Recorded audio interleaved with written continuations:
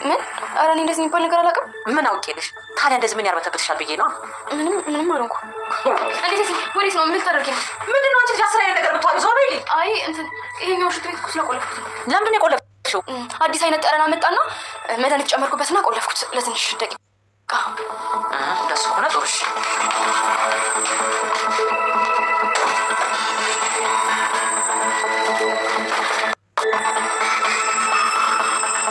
ይሄ ደርሰን። እሺ በቃ ስለደረስን አንቺ ተመለሽ፣ እዚሁ ከጠብቂኝ።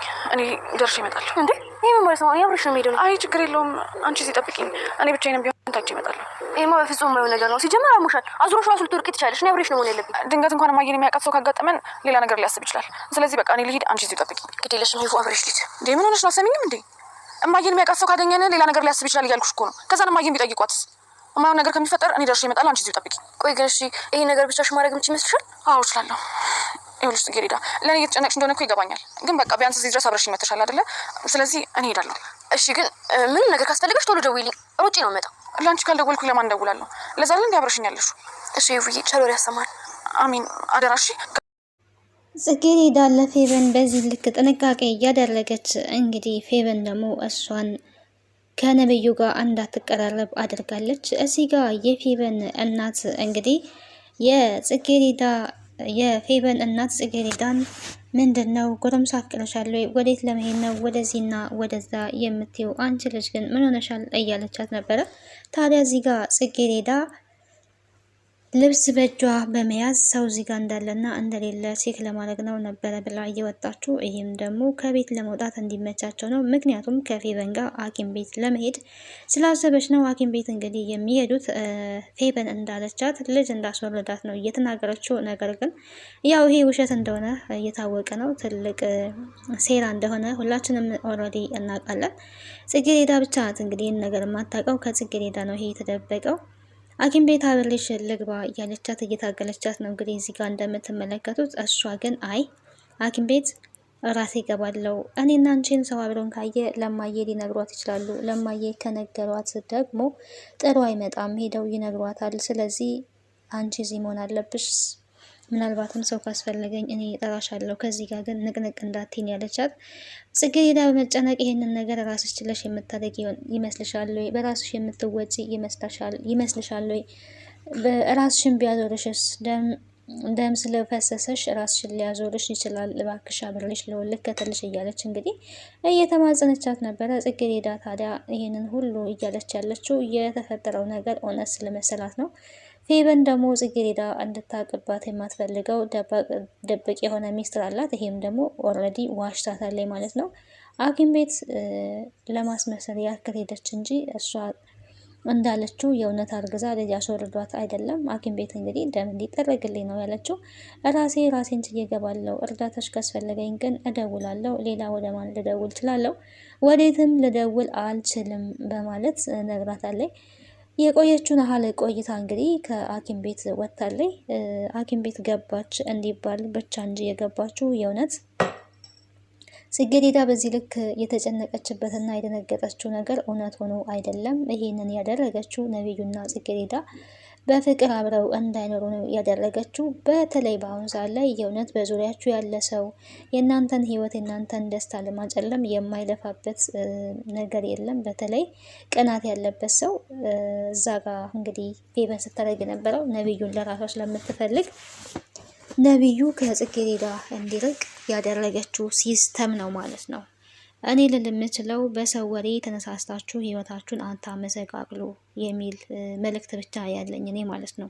ምክንያቱም የሰው ወሬ ብዙ ነገሮችን ያበላሻል። አሁን ላይ ጽጌረዳ ወልዳ ሳይሆን ተገዳ ነብዩን ትጠራዋለች። ምክንያቱ ደግሞ ምንድነው ካልን ፌቨን ደም ፈሷት አይታለች። ይሄንን ከሱ ጋር ብዙ በፍቅር ቆይተናል። አሁን ግን እንዳረገዝኩኝ ካወቀ በኋላ መድኃኒት ሰጥቶ ልጄን አስወረደ እያለች ነብዩን እንድጠላው ያደረገችው። ጽጌረዳ ይህን ስትሰማ በጣም የደነገጠችው። እንዴት ሊሆን ቻለ? ከመቼ ጀምሮ እንዴት እያለች ነበረ። እኔና ነብዩ በፍቅር እንግዲህ ቆይተናል፣ ሰው እንዲያውቅ ስላልፈለግኩኝ ነው በማለት አሳምናታለች።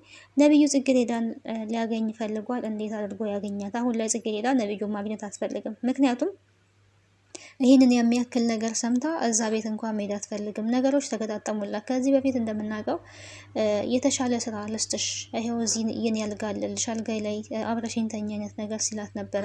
ይሄም ስላለ ብዙ ሴቶችንም ሲያሳድድ እንደነበረ ስለምታውቅ አሁን ላይ እሱ ኦልሬዲ ተቀይሯል። ጽጌረዳን ደግሞ ለትክክለኛ ህይወት ነው የሚፈልጋት። እዚህ ጋር ጽጌረዳ የመጣላትን እድል ትክክለኛ ህይወት እንዳትኖር ፌቨን እንቅፋት ሆናባታለች ማለት ነው። ይሄ ብቻ አይደለም፣ እናትየዋ የፌቨን እናትም ደግሞ እቺ ልጅ እንግዲህ ምንም የማታውቅ ልጅ የማትፈልገውን ትዳር ውስጥ እንድትገባ ከትልቅ ሰው ጋር አብራ እንድትሆን ትፈልጋለች። ለራሷ ልጅ ግን የተመቻቸ የትዳር ህይወት ለማዘጋጀት እየለፋች፣ እችን ልጅ ግን ከልጇ በልጣ እንዳትገኝ ከልጇ እንድታንስ ሴራ እያሴረች ነው የምትገኘው። ፍቅርተ እንግዲህ የጽጌረዳን እናትንም ቢሆን ለማሳመን ያላደረገችው ነገር የለም። ጽጌረዳ ደግሞ እምቢ እንዳትል በእናቷን የመጣችባት። ጽጌረዳ አሁን ላይ ተጨንቃለች። እናቴን ማጣት አልፈልግም፣ እናቴ የሆነ ነገር ብትሆንስ እያለች ነው የምትገኘው። ምክንያቱም እናትሽ አንቺ የምትይውን ነገር የምትለውን ነገር አንቺ የማትተገብሪ ከሆነ ከዚህ በፊትም ራሷን ለማጥፋት ሙከራ አድርጋለች። አሁንም ሰው ሚላትን ማሰማ ከሆነ ይሄንን ተግባር ትተገብረዋለች። እናትሽን ማጣት ካልፈለግሽ ይሄንን ግዴታ ማድረግ አለብሽ፣ ይሄንን ጋብቻ መቀበል አለብሽ፣ ከእናትሽና ከጋብቻው መምረጥ አለብሽ ብላታለች። ጽጌረዳ አሁን ላይ ግራ ተጋብታለች። ነቢዩም ቢሆን እዛ አባቱ እኔ ያልኩን ነገር ማድረግ አለብህ እያለው ይገኛል። ሁለቱም እንግዲህ ተመሳሳይ ነገር ውስጥ ነው ያሉት። ሁለቱም ይዋደዳሉ። ታዲያ ፍቅሩን ግን ነቢዩ ገና ሊነግራት እንጂ እስካሁን ድረስ አልነገራትም። ተገናኝተን ማውራት አለብን፣ ከባድ ችግር ተፈጥሯል፣ ጥሩ ደስ የማይል ነገር ላይ ነኝ ያለሁት ብሎ እንግዲህ ስለ አባቱ ስላለው ነገር ሊነግራት ነው። እሷም አዎ ቤት ውስጥ እኔ ጋርም የተፈጠረ ነገር አለ፣ መውጣት አልችልም እያለችው ነበረ። ወጥቼ ላውራክ አልችልም ነገ ብትለውም አይ ነገ ሳይሆን ዛሬ ነው፣ ማደር የለበትም ዛሬ ሆኖ ማውራት ያለብን እያላት ነበር። እንደዛም ሆኖ ታዲያ እሷ ወጥታ እሱን እንዳታገኝ እንደዚህ አይነት ነገሮች ተከስተዋል ማለት ነው። መጣለው ሲላት ማታ ላይ ና ሰው ሳያኝ እንድወጣ፣ ምክንያቱም በጊዜ ከመጣ ልወጣ አንችልም፣ መሸት አድርገናና ቶሎ አውርቼ እመለሳለሁ ነበር ስትል የነበረው። በዚህ ልክ እንደ ነፃነት የለሽም ወይ ነበረ እያላት የነበረው። ምክንያቱም እዛ ጋር ከወንድ ጋር ከታየች ጽጌረዳ ድሮም ወይዘሮ ፍቅርተ ከወንድ ጋራ ፍቅር ጀምራለች፣ መከላከያ መድኃኒት አግኝቻለሁ ከመኝታ ቤቷ ብላ የውሸት ወሬ ስታቃጥር ነበረ። ይሄንን ካየች ደግሞ እናትየዋ የበለጠ ኢሞሽናል ስለምትሆን ይሄንን ነገር ስለምታውቅ በጣም ነው የምትፈራው ጽጌረዳ። ቀጣዩ ክፍል ምን ይሆናል የሚለውን አብረን የምናይ ይሆናል። ነቢዩና ጽጌረዳ መቼስ አንድ ላይ እንደሚሆኑ ምንም አልጠራጠርም፣ የጊዜ ጉዳይ ነው። ወሬ ግን የሰውን ሕይወት የፍቅረኛሞችን፣ የባለትዳሮችን፣ የእናትና የልጆችን በጣም አድርጎ ያራርቃልና ጆሮአችንን ብዙን ጊዜ አንመን፣ አይናችንን ነው ማመን ያለብን ብዬ አምናለሁ። እንደኔ በአይናችን ያየነው ነገር ትክክል ሊሆን ይችላል፣ በጆሮ የሚሰማው ነገር ግን